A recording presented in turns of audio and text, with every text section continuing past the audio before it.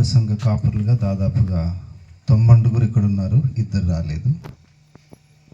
So ఈ ప్రాంతంలో సేవ చేస్తున్న కర్మేల్ బ్యాప్టిస్ట్ సంఘ కాపురులందరికీ, మా అనుబంధ సంఘ కాపురులుగా కాకపోయినా మీ సహవాసం, మీ యొక్క అనుబంధం మాకు కావాలి అనే ఆశతో మాతో కలిసి కూడి వచ్చిన తోటి దైవ సేవకులందరికీ, కర్మేల్ సంఘ విశ్వాస సమూహం అంతటికి, నాగన్న గారికి, ఆయా గ్రామాల నుండి కూడి వచ్చినటువంటి చలిని పరిస్థితులను లెక్క చేయకుండా కూడి వచ్చినటువంటి ప్రియ సహోదరి సహోదరులు అందరికీ కూడా ప్రభువైన యేసుక్రీస్తు నామమున వందనాలు తెలియజేస్తున్నాను. బాగున్నారమ్మా అందరూ? టైం ఎంత అయిందో ఒకసారి చెప్తారా? 9:30. ఎంతసేపు దేవుని మాటలు వింటారు మీరు? ఒక 15 నిమిషాలట. మా పాస్టర్ గారు చాలా మంచి యథార్థవంతుడు, ఉంటే అట్లుండాలి, ఓకేనా? లోపల ఇంకా ముగించడాయను అనుకుంటూ గంట అంటే ఏం లాభం, అవునా కదా?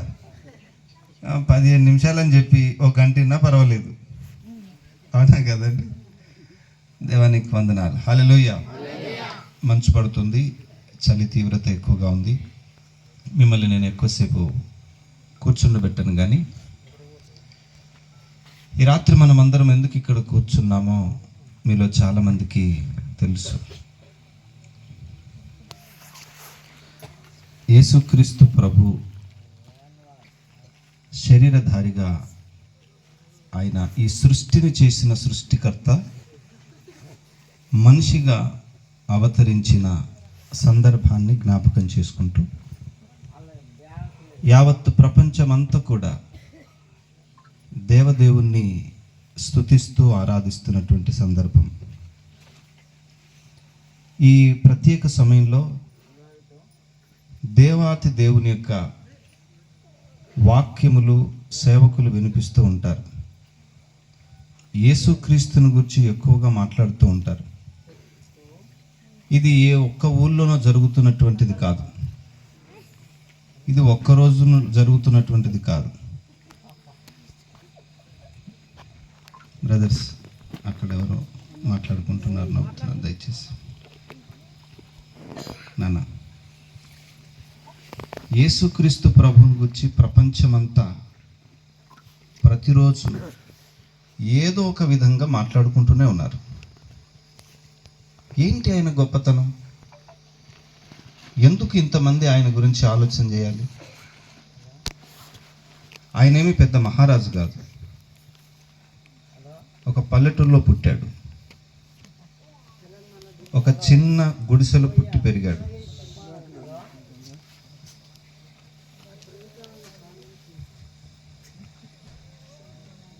దయచేసి మాట్లాడుకునే వారు ఎవరైనా ఉంటే దయచేసి బయటికి వెళ్ళి.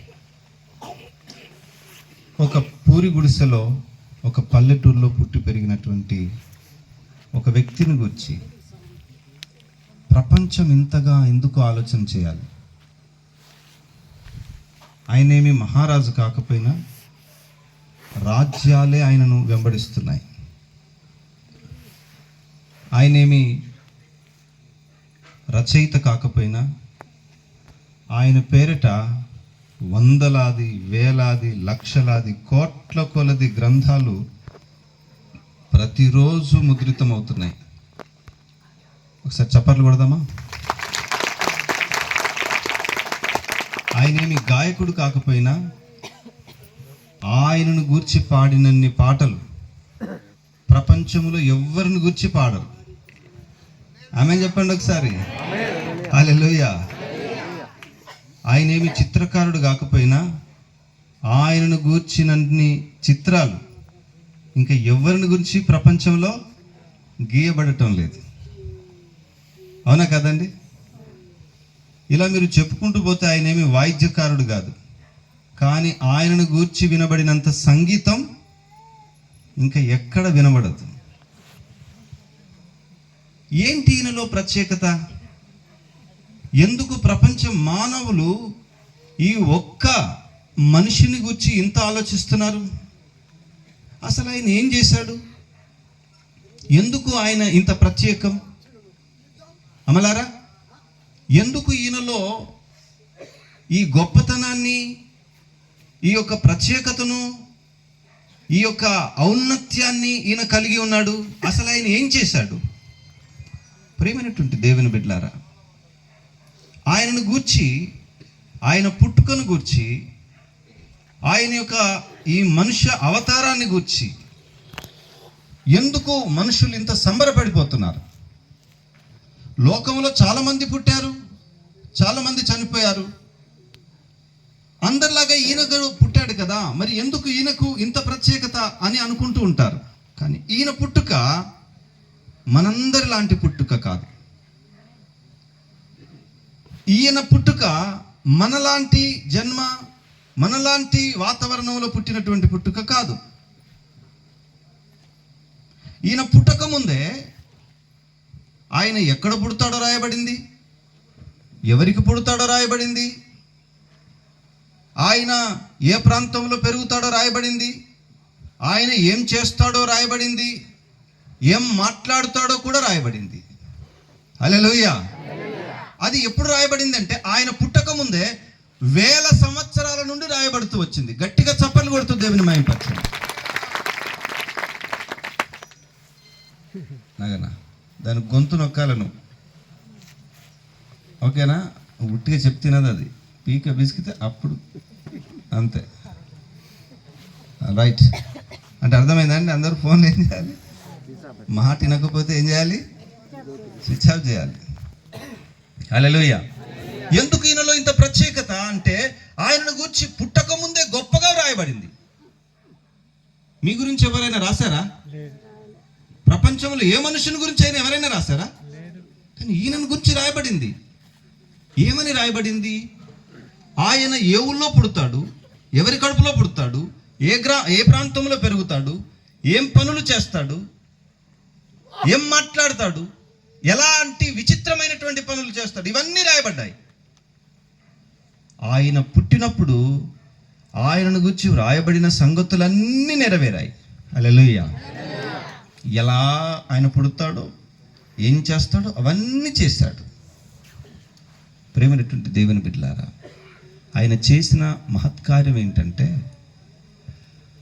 యావత్ మానవాళి, అంటే ఇక్కడ కూర్చున్న నువ్వు, నేను, ఈ ప్రపంచంలో ఉన్న వాళ్ళందరూ, హల్లెలూయా, ప్రతి ఒక్కరు కూడా మనల్ని పుట్టించిన దేవునికి విరోధముగా బ్రతుకుతున్నాం. మనల్ని పుట్టించిన దేవునికి విరోధంగా అంటే అర్థం ఏంటి? కుమార్తెలారా వింటున్నారా బిడ్డ? మనల్ని పుట్టించిన దేవునికి వ్యతిరేకంగా బ్రతుకుతున్నాం, మనకు నచ్చినట్టుగా బ్రతుకుతున్నాం. అప్పుడు మనలను పుట్టించిన దేవునితో ఆయన మనలను సమాధానపరిచాడు. ఆమేన్ చెప్పండి ఒకసారి. సమాధానపరచడం అంటే మనం చేసిన తప్పుకు మనం శిక్ష అనుభవించాలి, కానీ మన శిక్ష ఆయన తన పైన వేసుకున్నాడు. మన కొరకు ఆయన సిలువలో ప్రాణం పెట్టాడు, మనందరి కొరకు ఆయన చనిపోయాడు, సమాధి చేయబడ్డాడు, తిరిగి లేచాడు. హల్లెలూయా. ఇప్పుడు ఆయన పుట్టాడు అనేటువంటి వార్త, ఆయన మనందరికీ రక్షణ తెచ్చాడు అనేటువంటి వార్త లోకమంతా తెలుసుకుంటున్నారు. అందరూ ఆయన గురించి మాట్లాడుకుంటున్నారు. అందులో ఇక్కడ కూర్చున్న నువ్వు నేను కూడా ఉన్నాం. హల్లెలూయా. అయితే యేసుక్రీస్తు వారి పుట్టుకలో ఉన్నటువంటి పరమార్థం ఇంకా చాలా మందికి అర్థం కావటం లేదు. ఆయన పుట్టుకను గురించి మాట్లాడుతూ దేవదూత ఒక సందర్భంలో గొర్రెల కాపరులతో మాట్లాడుతూ ఆయన పుట్టిన సందర్భంలో ఈ విధంగా మాట్లాడాడు. లూకాసు సువార్త 2వ అధ్యాయం 10వ వచనం దయచేసి చూద్దాం. లూకాసు సువార్త 2వ అధ్యాయం 10వ వచనం. అయితే ఆ దూత, భయపడకుడి, ఇదిగో ప్రజలందరికీ కలగబోవు మహా ఆనందకరమైన సువార్తమానము నేను మీకు తెలియచేయుచున్నాను. తెలుగు బైబిల్లో సంతోషకరమైన అనే మాట ఉంది, కానీ అది మహా ఆనందకరమైన వార్త అని తర్జుమా చేయబడాలి. ఇంగ్లీష్లో హ్యాపీనెస్ అని లేదు, జాయ్ అని ఉంది. అమలారా, యేసయ్య పుట్టిన వార్త ఏ వార్త అంట? ఒకసారి గట్టిగా చెప్పండి. ఆనందకరమైన వార్త. ఏం వార్త?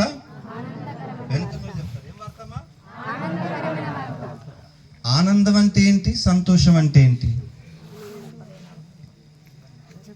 ఆనందం సంతోషం రెండు ఒకటి కాదా? ఈ వార్త అందరికీ ఆనందాన్ని ఇచ్చే వార్తట, సంతోషాన్ని కాదు. ఏమిస్తుంది? ఆనందాన్ని ఇచ్చే వార్త. ఆనందం సంతోషం రెండు వేరు. సంతోషం ఏంటంటే పిల్లోడికి ఒక చాక్లెట్ ఇస్తే వానికి ఏంటి? సంతోషం. మీ ఆవిడకు మీరు ఒక శారీ ఇస్తే ఆమెకు కలిగేదేంటి? సంతోషం. మీకెవరైనా ఒక సెల్ ఫోన్ ఇచ్చారనుకోండి, మీకు కలిగేదేంటి? సంతోషం. మీకెవరైనా ఒక పూట భోజనం పెట్టారనుకోండి, మీకు కలిగేదేంటి? సంతోషం. సో ఈ లోకములో వస్తువులను బట్టి, పదార్థాలను బట్టి అప్పటికప్పుడు మనకు కలిగేది సంతోషం. అర్థమవుతుందండి? ఎవరైనా ఏదైనా మనకిస్తే తాత్కాలికమైనటువంటి పదార్థాలను, వస్తువులను బట్టి మనకు కలిగేది సంతోషం. అప్పటికప్పుడు ఎవరైనా మనకు ఒక ఇల్లు కట్టిస్తే సంతోషం, ఒక ఉద్యోగం దొరికితే సంతోషం, వ్యాపారంలో లాభం వస్తే సంతోషం. కానీ అవి ఎంతసేపు ఉంటాయి? కొంతకాలమే ఉంటాయి. కానీ యేసయ్య కొంతకాలం ఉండేటువంటి సంతోషాన్ని ఇవ్వటానికి పుట్టలేదు. యేసయ్య ఆనందాన్ని ఇవ్వటానికి పుట్టాడు. హల్లెలూయా. ఆనందం అంటే ఏంటి మరి? ఆనందం అంటే, ఆనందం ఉండటానికి డబ్బులు ఉండాల్సిన పని లేదు. ఆమేన్ చెప్పండి. వస్తువులు ఉండాల్సిన పని లేదు, ఉద్యోగం ఉండాల్సిన పని లేదు. అంటే వస్తువులున్నా లేకపోయినా, ఉద్యోగం ఉన్నా లేకపోయినా, అవునా కదండి? సౌకర్యాలున్నా లేకపోయినా, సుఖాలున్నా లేకపోయినా, అనుకున్నవి జరిగినా జరగకపోయినా, మనకు దక్కాల్సినవి లేకపోతే ఇది నాకు కావాలి అని నేను కోరుకున్నది నాకు దక్కినా దక్కకపోయినా నాలో ఉండేది ఆనందం. యేసయ్య ఇవ్వటానికి ఆయన ఈ భూమి మీదకి వచ్చింది ఏమిటి అని అంటే ఆ ఆనందాన్నే ఇవ్వటానికి వచ్చాడు. గట్టిగా చప్పట్లు కొడితే దేవుని మహిమపడతాం. ఇప్పుడు మీకు అర్థం కావడానికి చెప్తాను. యేసుక్రీస్తు ప్రభు మనుషులను రక్షించడానికి భూమి మీదకి వచ్చినప్పుడు మరియమ్మ తల్లి గర్భంలో పుట్టాడా లేదా? పుట్టాడు. మరి మరియమ్మ పరిస్థితులు మారిపోయాయా? మరియమ్మకి ఏమైనా కోట్లు వచ్చాయా? బిల్డింగ్లు వచ్చాయా? సుఖపడిందా? లోకములో ఏమైనా ఆనందాన్ని హాయిని అనుభవించిందా? ఎక్కడ సౌకర్యం లేదు ఆమెకి. కనీసం కొడుకును కనడానికి ఒక స్థలం కూడా లేదు, ఒక ఇల్లు కూడా లేదు. అర్థమవుతుందండి? అంటే సంతోషమేమో కనబడేటువంటి వస్తువులను బట్టి, పదార్థాలను బట్టి కలుగుతుంది, కానీ యేసయ్య ఇచ్చేటువంటి ఆనందం మాత్రం అది కనబడేది కాదు. అది ఆత్మకు సంబంధమైనటువంటిది. గట్టిగా చప్పట్లు కూడా దేవుని మహిమపరచండి. ఇది అంతరంగానికి సంబంధించింది. మరియమ్మ యేసయ్యను పొందుకోగానే ఆనందించి ఒక కీర్తన రాసింది. అవన్నీ వివరాలు మీకు చెప్పడానికి సమయం లేదు. ఆనందించింది. ఆనందం శరీర సంబంధమైనది కాదు, ఆనందం లోక సంబంధమైనది కాదు, ఆనందం వస్తువులకు సంబంధించింది కాదు, ఆనందం ఈ లోకములో నువ్వు కోరుకుంటున్న కోరికలకు సంబంధించింది కానే కాదు. ఇది ఈ లోకములో మనము సంతోషం అనుకుంటున్నటువంటి దానికంటే భిన్నమైనది. హల్లెలూయా. ఆనందం ఎలా కలుగుతుంది? యేసయ్య ద్వారా. ప్రజలందరికట, ఒక్కరికిద్దరికి కాదు. అయ్యలారా, ఇక్కడ మీకు తిండి ఉన్నా లేకపోయినా, బట్టలున్నా లేకపోయినా, ఇండ్లున్నా లేకపోయినా, లోకంలో సౌకర్యాలున్నా లేకపోయినా, సుఖభోగాలున్నా లేకపోయినా మీరు ఆనందించవచ్చు. ఎలా అంటారా? యేసయ్యను మీరు సరిగ్గా అర్థం చేసుకుంటే, ఆయనను మీరు వ్యక్తిగతంగా మీ హృదయంలోనికి స్వీకరించి మీరు ఆనందించగలుగుతారు. హల్లెలూయా. యేసయ్య ద్వారా కలిగేటువంటి ఆనందం 3 రకాలు. నేను త్వరగా చెప్పి ముగించేస్తాను, ఓకేనండి? యేసయ్య ఇచ్చే ఆనందం ఎన్ని రకాలు చెప్పండి గట్టిగా అందరూ? 3 రకాలు. ఒకటి, రక్షణ ద్వారా కలిగే ఆనందం. ఆమేన్ చెప్పండి ఒకసారి. రక్షణ ద్వారా కలిగే రక్షణ అంటే ఏంటి? రక్షణ అంటే ఏంటి అని అంటే, ఒక ఆఫీసర్ ఉన్నాడు. పాపం ఆయనకు ఈ లోకంలో డబ్బులకు తక్కువ లేదు, ఆయనకు అధికారానికి తక్కువ లేదు, హోదాకు తక్కువ లేదు. చాలా పేరుంది, అధికారం ఉంది, హోదా ఉంది.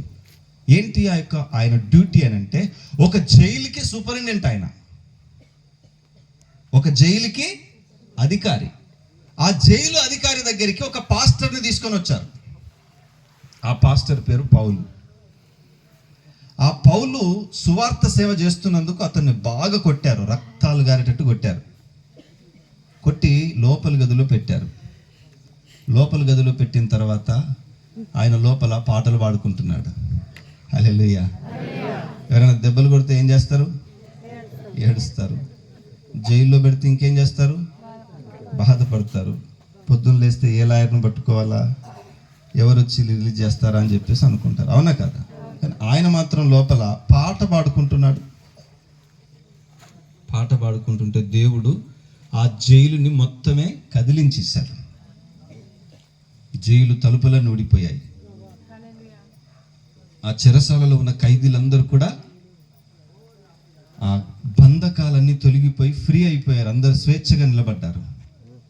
ఇప్పుడు ఆ జైలు అధికారి అంటున్నాడు, అయ్యా అందరు చచ్చిపోయారేమో, అందరు పారిపోయారు సార్, అందరూ పారిపోయారేమో, ఎలాగైనా ఈ యొక్క తెల్లారిందంటే ఈ యొక్క పట్టణ అధికారులు, ఈ రాజు లేకపోతే మా న్యాయ నిర్ణేతలందరూ కూడా నన్ను చంపటం ఖాయం, కాబట్టి వాళ్ళ చేతుల్లో చావటం కంటే నేనే చచ్చిపోతాను అనుకున్నాడు. చచ్చిపోదామని కత్తితో తను తాను పొడుచుకోబోతుంటే ఆ లోపల ఉన్నటువంటి పాస్టర్ గారు, పౌలు గారు అంటున్నారు, అయ్యా నువ్వు చచ్చిపోవద్దు, నువ్వు చచ్చిపోవద్దు. ఏం చేయాలి? మీరంతా ఉన్నారా ఇక్కడే? అవునయ్యా మేమంతా ఇక్కడే ఉన్నాం. ఏంటి మీరు పారిపోతారు అనుకున్నాను? మేము పారిపోం. ఏంటి మీలో ఉన్నది ఏంటి అని అంటే, మాలో ఉన్నది రక్షణ.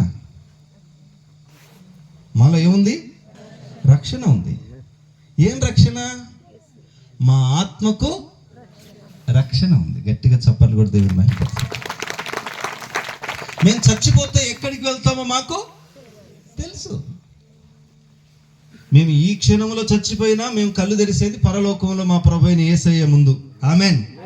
ఎందుకంటే ఆయన మా పాపాల కొరకు చనిపోయి సమాధి చేయబడి తిరిగి లేచాడు అని మేము నమ్ముతున్నాం, మేము విశ్వసించాం అని చెప్పేసి ఆ పాస్టర్ గారు చెప్పారు. అప్పుడు వెంటనే ఈయనేమంటున్నాడంటే, అయ్యలారా రక్షణ పొందుటకు నేనేం చేయాలి? చప్పట్లు కొట్టండి ఒకసారి గట్టిగా. అప్పుడు ఆ పాస్టర్ గారు చెప్పారు, ఏం లేదయ్యా, నీ కోసం మనిషిగా పుట్టి నీ స్థానంలో చనిపోయిన నీ ప్రభు అయిన యేసుక్రీస్తును నమ్ముకుంటే అప్పుడు నీవు నీ ఇంటి వారందరూ రక్షణ పొందుతారు అని చెప్తాడు. అప్పుడు ఆయన ఏం చేశాడంటే ఆ విధంగానే విశ్వసించాడు. విశ్వసించి ఏం చేస్తున్నాడో ఒక్క మాట నేను మీకు చెప్తాను. అసలు ఆనందం అనేది ఎక్కడ కలుగుతుంది, ఎలా కలుగుతుంది? అపోస్తలుల కార్యములు 16వ అధ్యాయం. అపోస్తలుల కార్యములు 16వ అధ్యాయం 31వ వచనం. అందుకు వారు ప్రభు అయిన యేసునందు విశ్వాసం ఉంచుము, అప్పుడు నీవును నీ ఇంటి వారును రక్షణ పొందుదురని చెప్పి అతని ఇంట ఉన్న వారందరికీ దేవుని వాక్యమును బోధించిరి. ఆ రాత్రి ఆ గడియలోనే అతడు వారిని తీసుకొని వచ్చి ఏం చేశాడంట? వారి గాయములు కడిగెను. ఏ ఆఫీసర్ అయితే దెబ్బలు కొట్టిండో ఆ ఆఫీసరే ఆ పాస్టర్ గాయాలు కడిగిండట. గట్టిగా చప్పలు కూడా దేవుని మహిమపరచండి దేవుని బిడ్డలారా. వారి గాయాలు కడిగాడు. వెంటనే అతడును అతని ఇంటి వారందరూ బాప్తిస్మం పొందిరి. మరియు అతడు వారిని ఇంటికి తోడుకొని వచ్చి భోజనము పెట్టి దేవుని యందు విశ్వాసం ఉంచిన వాడై తన ఇంటి వారందరితో కూడా, చెప్పండి గట్టిగా, ఆనందించెను. వెనకాల ఉన్న వాళ్ళు చెప్తారా? వెనకాల ఉన్న వాళ్ళు చెప్పండి గట్టిగా. ఏం చేశాడట?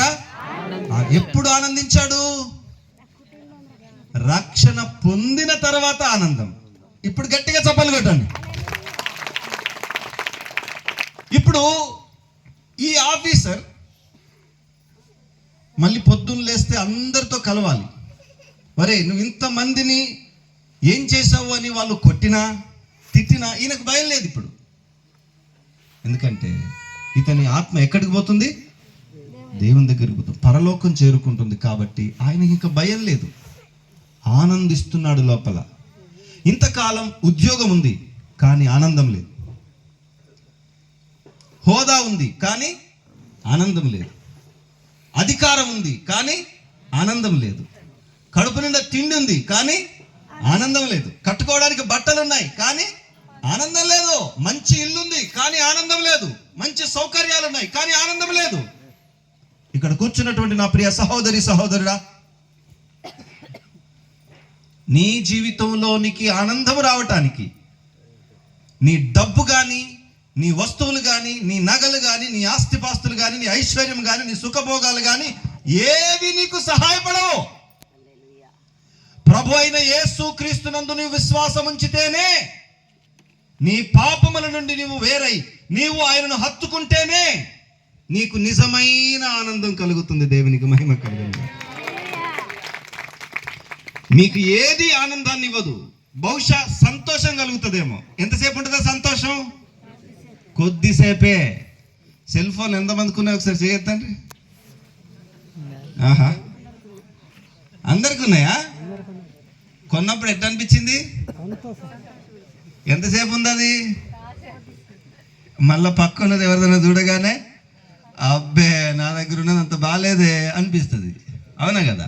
మరి వాళ్ళ దగ్గర కొనుక్కోగానే వస్తువులతో నీకు సంతోషం రాదు, ఆనందము రాదు. కొద్దిసేపు సంతోషం ఉంటుంది అంతే.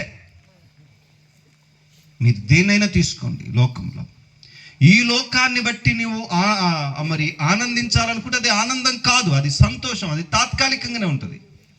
కానీ నీ ఆత్మకు భద్రత ఎప్పుడైతే ఏర్పడుతుందో అప్పుడు ఈ తిండిదేముందిలే, ఈ బట్టదేముందిలే, ఈ ఇల్లుదేముందిలే, ఈ వ్యాపారం దేముందిలే, ఈ సంపదలేముందిలే, ఈ సుఖములో ఏముందిలే. హల్లెలూయా. ఏ నాటికైనా వీటన్నిటిని విడిచిపెట్టి నేను ఎక్కడ పోతాను? యేసయ్య దగ్గరికి పోతాను. హల్లెలూయా. నేను చచ్చిపోతే పరలోకం పోతాను, నేను ప్రభు దగ్గరికి పోతాను. ఈ క్షణమైనా నేను అక్కడికి వెళ్ళడానికి సిద్ధం. ఆమేన్. ప్రభువైన యేసును నమ్ముకుంటే ఆ ఆనందం నీకు కలుగుతుంది. దేవునికి మహిమ కలుగును గాక. ఆ ఆనందమే లేకపోతే నీకు ఏమున్నా అన్నీ సున్నా, సమయం లేదు. ఇదిగో బైబిల్ గ్రంథంలో లూకా సువార్త అనేటువంటి ఆ గ్రంథంలో సువార్తలో 15వ అధ్యాయంలో ముగ్గురు రక్షణ పొందుకున్నారు. యేసయ్య రక్షణ ఆనందాన్ని గురించి 3 ఉదాహరణలు చెప్పాడు. ఒకటి తప్పిపోయిన గొర్రెపిల్ల, ఇంకొకటి ఇంట్లో ఒక స్త్రీ ఒక 10 వెండి నాణ్యాలు ఉంటే, మన భాషలో చెప్పాలంటే 10 రూపాయి బిల్లలు, వెండి రూపాయి బిల్లలు, ఓకేనా? ఆ రూపాయి బిల్లలు కోల్పోయింది. ఒక రూపాయి బిల్ల కోల్పోయింది. ఇంకొకడు తండ్రి సన్నిధి నుండి పారిపోయాడు. గొర్రెపిల్ల పోయింది, నాణ్యం పోయింది, కొడుకు పోయిండు. బాగా ఆలోచన చేయండి. ఇప్పుడు నాణాన్ని ఆ స్త్రీ తిరిగి పొందుకోవాలి అని అంటే ఏం చేసిందట? ఇంట్లో దీపం, నాకు సమయం లేదు కాబట్టి చెప్తున్నాను, ఇల్లు ఊడ్చింది, దీపం వెలిగించింది, ఊడ్చింది, జాగ్రత్తగా వెతికింది. ఎంతసేపు పడుతుందండి ఇల్లు ఊడ్చి దీపం వెలిగించి వెతకడానికి? ఎంతసేపు పడుతుంది? ఇల్లు ఒక 10-15 నిమిషాలట, కొంతమంది గంట అన్నారు అక్కడ. అవునమ్మా? ఒక గంట చాలా ఇల్లు ఊడడానికి. ఆ బిల్ల దొరికేదాకా వెతకడానికి ఎంతసేపు పడుతుంది? ఒక గంట. తప్పిపోయిన గొర్రెను వెతకడానికి ఎంత టైం పడుతుంది? ఒక రోజు, ఒక 24 గంటలు.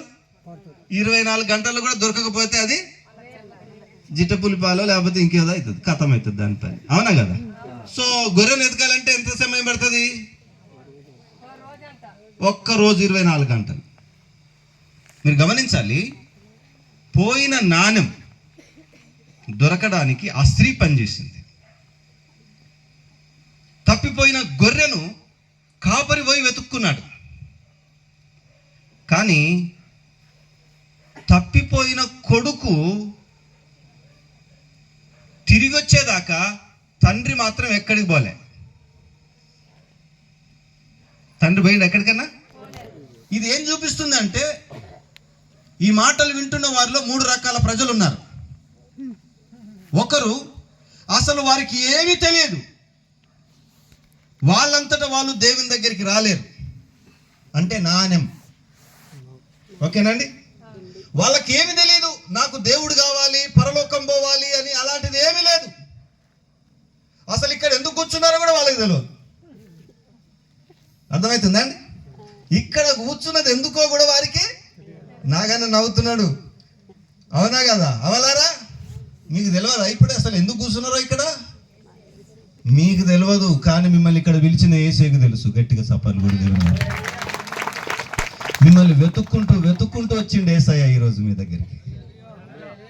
నాణము పరుగున పోయి గల్లలో పడదు కదా, ఆ స్త్రీయే వెతుక్కుంటూ ఆ నాణం దగ్గరికి వెళ్ళింది. హల్లెలూయా. అసలు ఏమీ తెలియని వాళ్ళు ఉన్నారు కొంతమంది. అమ్మలారా, నేను చెప్తున్నాను, అయ్యలారా, మీ కొరకే యేసయ్య చచ్చిపోయిండు. మీ స్థానాన్ని తీసుకున్నాడు ఆయన. మీరు ఆ కల్వరి కొయ్య పైన వేలాడాల్సి ఉండే, కానీ యేసు ప్రభు మీ కొరకు చనిపోయాడు.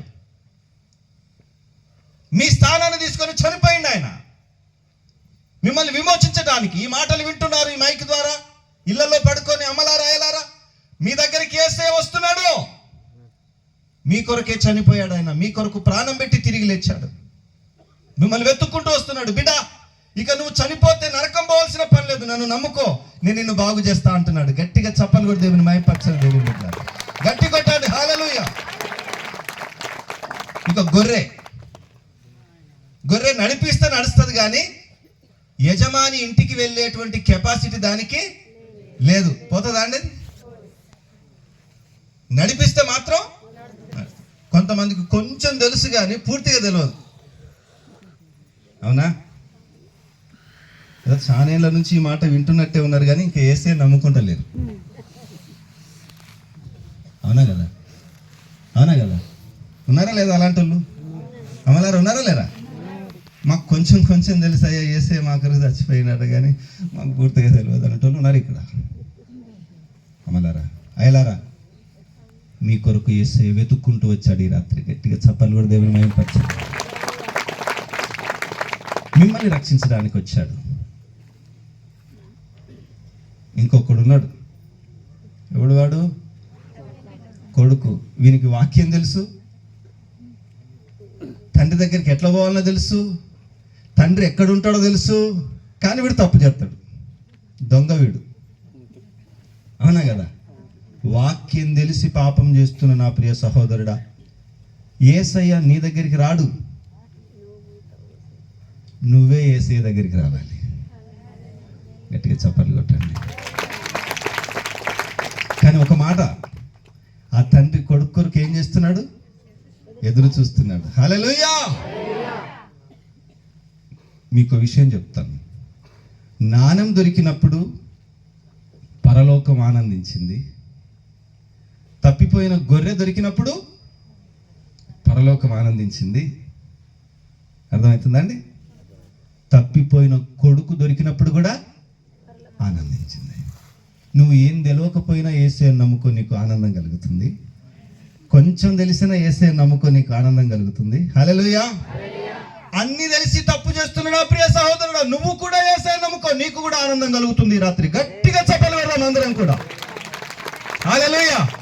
నువ్వెవరైనా పర్వాలేదు, నీ జీవితంలో ఆనందం రావాలంటే యేసయ్య దగ్గరికి రావాలంతే. నువ్వు ఆనందిస్తావు. నీకు డబ్బులతో పని లేదు. యేసయ్యను కని పెంచిన తల్లిదండ్రులకే సుఖాలు లేవు ఈ లోకంలో. ఉన్నాయా? సౌకర్యాలు లేవు, కానీ వారు ఆనందించారు. ఏంటంటే వారు ఆయన పాప విమోచకుడు అని తెలుసుకున్నారు. నీ గర్భాన పుట్టే ఈ కుమారుని పేరు ఏమనుకుంటున్నావు? యేసు. ఎందుకు యేసు అని పేరు పెట్టాలి? ఆయన తన ప్రజలను తన వారి పాపముల నుండి ఆయనే విమోచించును గనక. చప్పట్లు కొట్టండి దేవుని బిడ్డలారా. వారు ఒకటే ఆనందించారు, మేము ఈ లోక రక్షకుని మా చేతుల్లో పెంచి పెద్ద చేయటానికి దేవుడు మాకు ఆధిక్యతనిచ్చాడు. ఆమేన్. అంతే, మాకు లోకంలో సౌకర్యాలు అక్కర్లేదు, సుఖాలు అక్కర్లేదు. ఈ రాత్రి యేసు నీ పాపాల కొరకు చనిపోయి తిరిగి లేచాడు నమ్ముకుంటే నిజమైన ఆనందం నీకు సొంతమవుతుంది. ఆమేన్. రెండో విషయాన్ని చెప్పి నేను ముగించేస్తాను, సమయం లేదు కాబట్టి దేవుని బిడ్డలారా. ఇంకొక విషయం, యేసుక్రీస్తు ప్రభు వలన ఆనందం కలగాలి అని అంటే నిరీక్షణ అవసరం. ఏమవసరం అండి? మొదటిది రక్షణ అవసరం, రెండవది నిరీక్షణ అవసరం. కొరింథీయులకు రాసిన రెండవ పత్రిక 4వ అధ్యాయం. కొరింథీయులకు రాసిన 2వ పత్రిక 4వ అధ్యాయం. కొంచెం తగ్గించినాను, కొంచెం సౌండ్ తగ్గించినాను, బేస్ తగ్గించేసి కొంచెం తగ్గించు. ఓకే, 16వ వచనం, 4వ అధ్యాయం 16వ వచనం.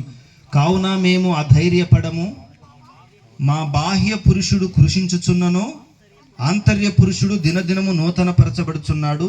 మేము దృశ్యమైన వాటిని చూడక అదృశ్యమైన వాటిని నిదానించి చూచుచున్నాము గనక క్షణమాత్రముండు ఈ చులుకని శ్రమ మా కొరకు అంతకంతకు ఎక్కువగా నిత్యమైన మహిమాభారము కలగజేయుచున్నది. ఏలైనగా దృశ్యమైనవి నిత్యములు, దృశ్యమైనవి అనిత్యములు, అదృశ్యమైనవి నిత్యములు. హల్లెలూయా. మేము ఈ లోకంలో కష్టాల గుండా పోతున్నా, శ్రమల గుండా పోతున్నా, నష్టాల గుండా పోతున్నా, ఇరుకుల గుండా పోతున్నా, ఇబ్బందుల గుండా పోతున్నా, నిందలు అవమానాల గుండా పోతున్నా, అసలు మాకు బాధే లేదు, మాకు ఇబ్బందే లేదు, మాకు ఏ విధమైనటువంటి ఆందోళన లేదు. కారణం ఏంటో తెలుసా? రోమా పత్రిక 8వ అధ్యాయం 18వ వచనం. రోమా 8:18. మన ఎడల 8:18 చదువు.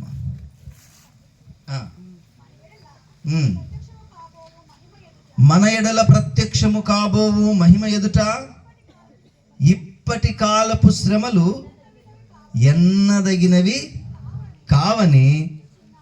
హల్లెలూయా. గట్టిగా చెప్పండి. ఇప్పటి కష్టాలు అసలు కష్టాలే కావట. సేవకులారా, ఈ మాటలు నేను సేవకులకు చెప్పాలని ఆశపడొచ్చాను. నిరీక్షణ లేకపోతే, సేవకులారా, నిరీక్షణ అంటే ఏంటి? ఎదురు చూపు, రాబోయే కాలంలో గొప్ప మేలు నేను పొందుకోబోతున్నాను అనేటువంటి ఒక ఎదురు చూపు నీకు లేకపోతే నువ్వు సేవలో ఆనందించలేవు. అర్థమవుతుందండి? ఈ లోకంలో కష్టాలు పడుతున్నాం, కానీ ఇదే ఫైనల్ కాదు. మనకి రాబో కాలంలో ఏమో ఉండబోతుందో మనకు మహిమ. యేసయ్య రాకడలో మనకు ఏమి ఇవ్వబోతున్నాడు? నమ్ముతున్నారా మీరు?